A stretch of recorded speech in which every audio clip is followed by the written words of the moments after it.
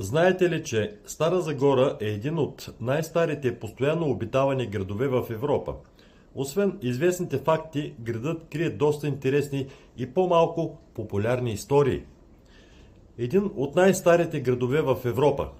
Районът е обитаван повече от 8000 години без прекъсване.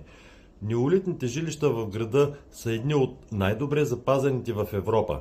Археолозите са открили жилища от 6 век преди Христа, което поставя Стара Загора сред най-древните урбанизирани места на континента. Малко известен факт: в неолитните жилища са намерени най-старите обработени златни украшения в Европа, по-стари дори от част от находките в Варненският некропол. 2. Градът с най-много имена. Стара Загора е сменила името си десетки пъти. Берое, Августа Траяна, Верея, Железник, Ескизара, Стара Загора.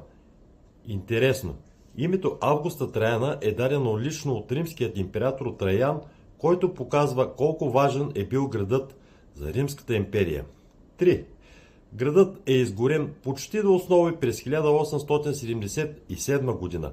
По време на Руско-турската война Стара Загора е почти напълно унищожена. Малко известни детайли: унищожени са над 10 000 сгради, загиват хиляди цивилни. След освобождението градът е планиран и построен наново по модерен европейски план. Това прави Стара Загора първият град в България с прави улици по шахматен план. 4. Градът на липите, но не само. Стара Загора е известен като градът на липите, но масово засаждане започва едва през 20 век. При това градът е бил известен с лозарството си, а не с липите. Ароматът на липите се усеща толкова силно през юни, че в миналото пътешественици го описват в дневниците си. Малко известен факт е: в града има над 100 000 липови дървета. 5. Първата модерна опера извън столицата.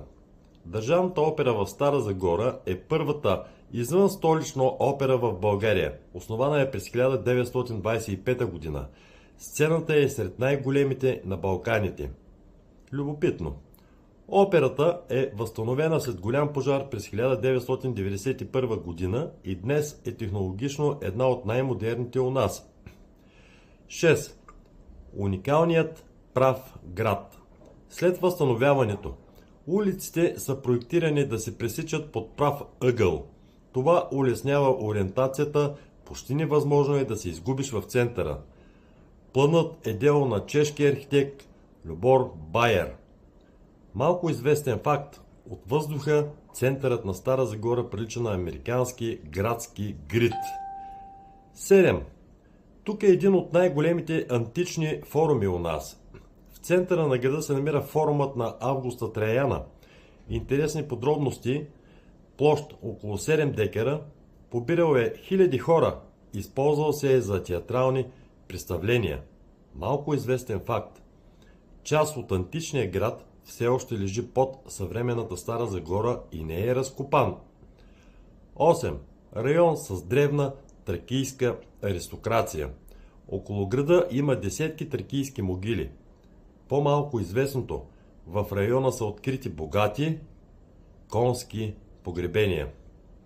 Това показва силно военно и аристократично присъствие на траките. Близо до града минава важен дневен път между Европа и Мала Азия. 9. Един от най-слънчевите градове в България. Стара Загора има над 2300 слънчеви часа годишно, горещо лято и мека зима, благоприятен климат за лозарство. Затова районът около града е важен за винопроизводство още от